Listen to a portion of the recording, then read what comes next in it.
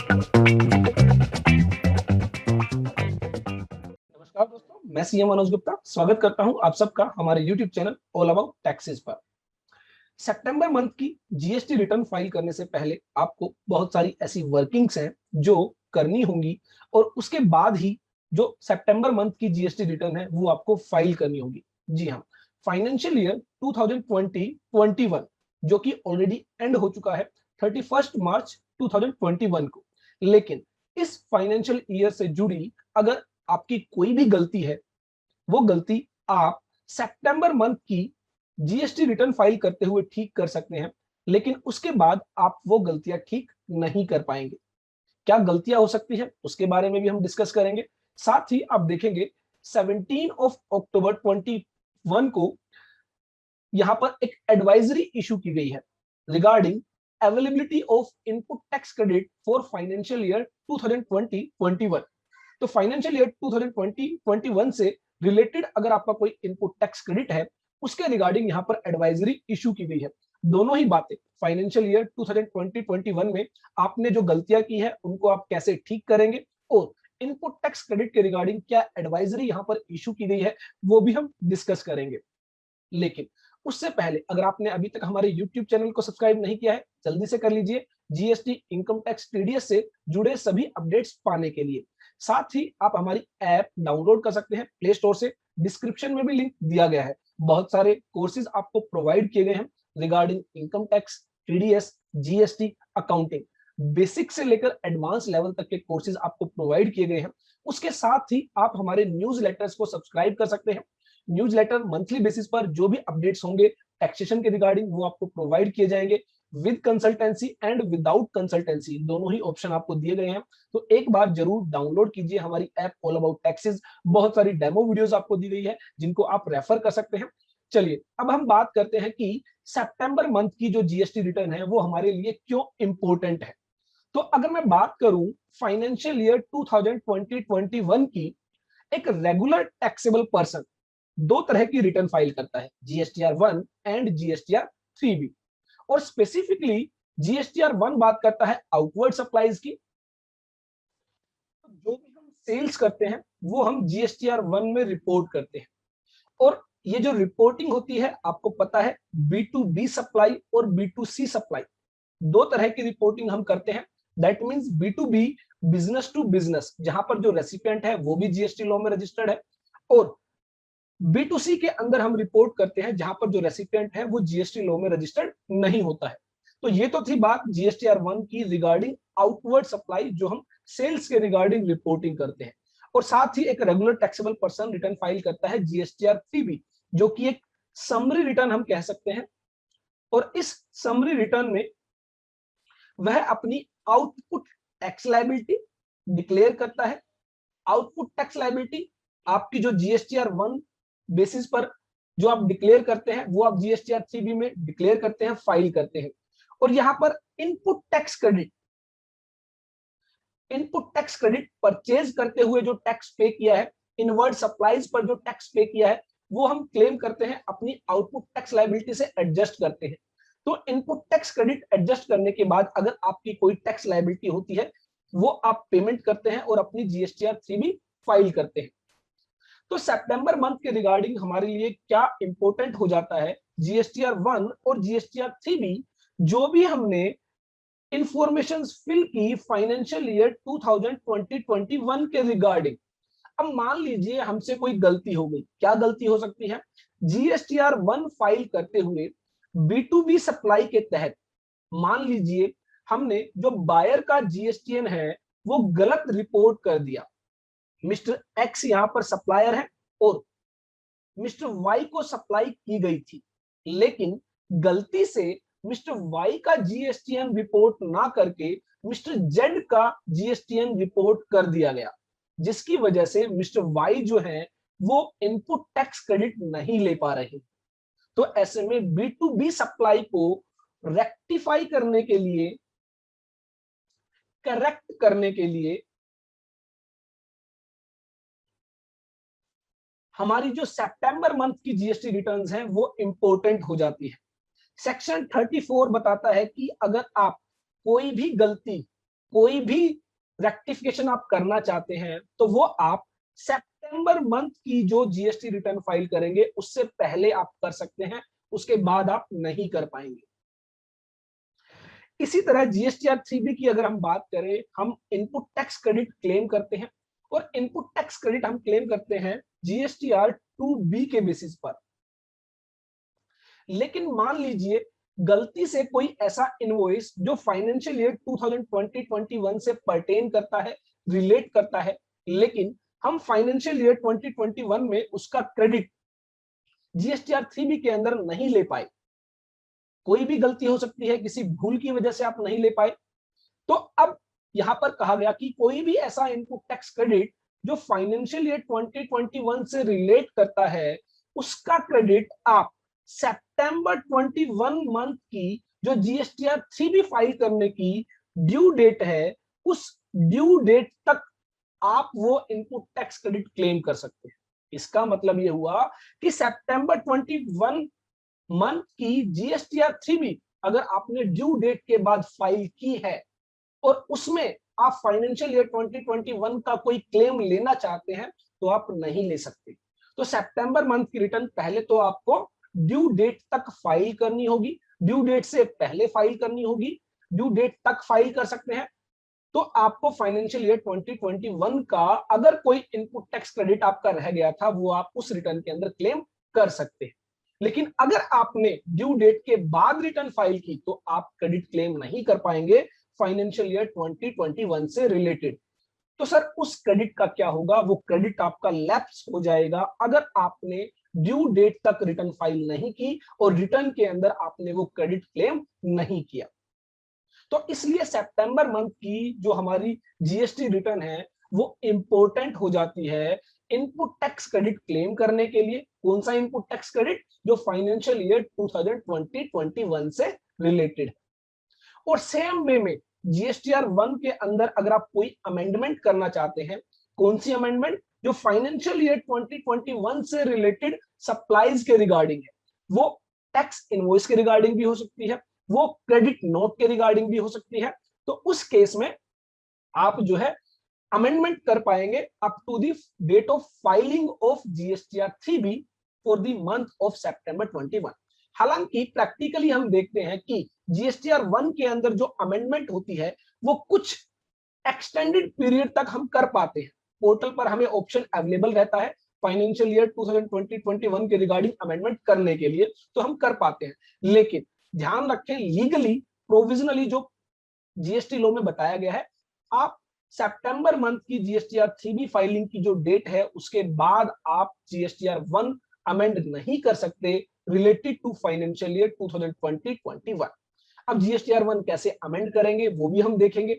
और GSTR 3B में तो आपको सिंपली ये करना है, जो आपने input tax credit financial year 2021 से रिलेटेड क्लेम नहीं किया था वो आप करंट सितंबर 21 मंथ तक की जीएसटीआर 3B के अंदर क्लेम कर सकते हैं।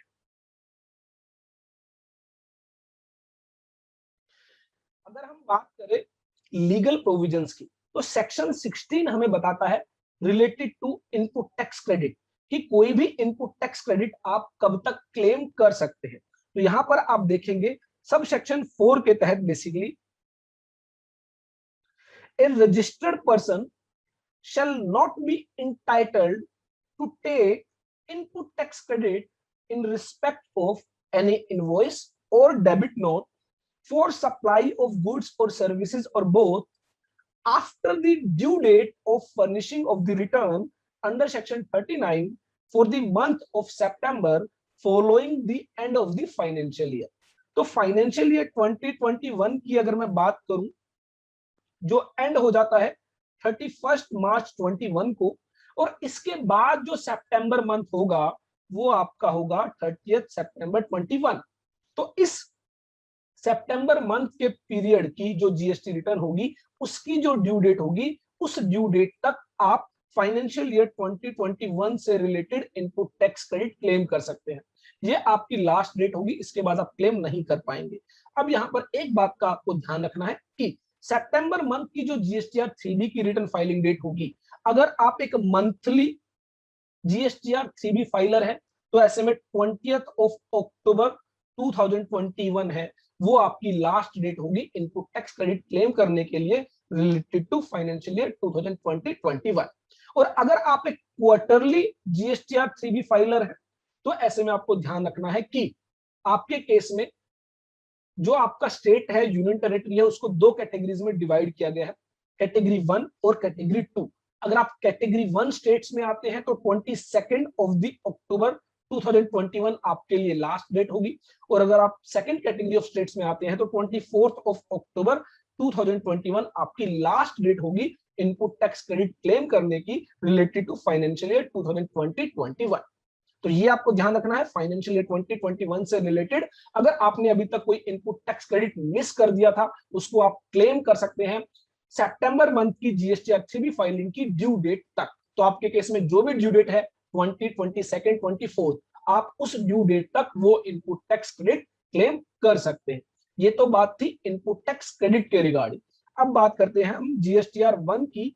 जो आपकी आउटवर्ड सप्लाईज है, उसमें अगर आपने कोई गलती कर दी है तो उसके रिगार्डिंग बताया गया कि provided that no rectification of error omission in respect of the details furnished under subsection 1 shall be allowed after furnishing of the return under section 39 for the month of September following the end of the financial year to which such detail pertain or furnishing of the relevant annual return whichever is earlier। तो अगर आपने GSTR 1 के अंदर अगर कोई गलती कर दी थी जिसको आप ठीक करना चाहते हैं, अमेंड करना चाहते हैं, तो वो आप कर सकते हैं सितंबर मंथ की जीएसटीआर 3B फाइलिंग डेट तक। यहां पर ड्यू डेट की बात नहीं की गई है, यहां पर बात की गई है date of furnishing of return. तो जैसे ही आप सितंबर मंथ की जीएसटीआर 3B फाइल कर देंगे, उसके बाद आप जीएसटीआर 1 अमेंड नहीं कर पाएंगे रिलेटेड टू फाइनेंशियल ईयर 2020-21। ये आपको ध्यान रखना है। तो फाइनेंशियल ईयर 2021 से रिलेटेड अगर आप कोई भी अमेंडमेंट करना चाहते हैं, कोई भी डिटेल जो है रेक्टिफाई करना चाहते हैं, करेक्ट करना चाहते हैं, तो आप जीएसटीआर 3B फाइल करने से पहले वो अमेंडमेंट कर ले, वो करेक्शन कर ले। हालांकि मैंने आपको बताया जीएसटीआर 1 में अमेंडमेंट आपको बाद में भी करने दी जाती है, लेकिन एज पर लॉ ड्यू जो आपकी date of furnishing of GSTR 3B है, उसके बाद आपको अलाउड नहीं किया जाता। प्रैक्टिकली पोर्टल पर आप कर पाते हैं, 2 से 3 महीने एक्स्ट्रा आपको दे दिए जाते हैं जीएसटीआर 1 अमेंड करने के लिए। लेकिन हो सकता है इनिशियल फेज है इसलिए आपको अलाउ किया जा रहा है, लेटर ऑन आपको अलाउ ना किया जाए। तो जीएसटीआर 1 अमेंड करने की लास्ट डेट है जो आपने जीएसटीआर 3B फाइल करने जा रहे हैं आप सितंबर मंथ के लिए, उससे पहले आप अमेंडमेंट कर दे, उसके बाद आप अमेंडमेंट नहीं कर पाएंगे। उसके अलावा एक बात का आपको ध्यान रखना है, अगर आप मान लीजिए जीएसटीआर 1 के अंदर आपने कोई इनवॉइस मिस कर दिया था टुवर्ड्स आउटवर्ड सप्लाई, वो आप रिपोर्ट नहीं कर पाए थे, तो वो आप रिपोर्ट कर सकते हैं। गवर्नमेंट ने कहा है जहां पर आपकी टैक्स लायबिलिटी बनती है, आप टैक्स पे करना चाहते हैं, वहां पर हम आपको रिस्ट्रिक्ट नहीं कर रहे हैं। अगर आपका कोई टैक्स इनवॉइस था वो आपने रिपोर्ट नहीं किया था, वो आप बाद में भी रिपोर्ट कर सकते हैं। अगर आपका कोई डेबिट नोट था तो डेबिट नोट आप जो है बाद में भी रिपोर्ट कर सकते हैं। लेकिन ध्यान रखें क्रेडिट नोट के रिगार्डिंग आपको जो है हम बाद में अलाउड नहीं करेंगे। क्यों? क्रेडिट नोट से जो है टैक्स लायबिलिटी रिड्यूस होती है, इसलिए गवर्नमेंट ने सेक्शन 31 के तहत 34 के तहत 34 में बेसिकली यहां पर कहा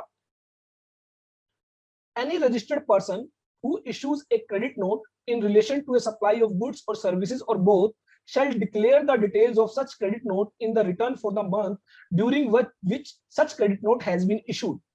जिस महीने में आप क्रेडिट नोट इशू करेंगे उसी महीने में आप रिपोर्ट करेंगे। लेकिन अगर आप गलती से रिपोर्ट नहीं कर पाए, बट नॉट लेटर देन सितंबर following the end of the financial year in which such supply was made और the date of furnishing of the annual return.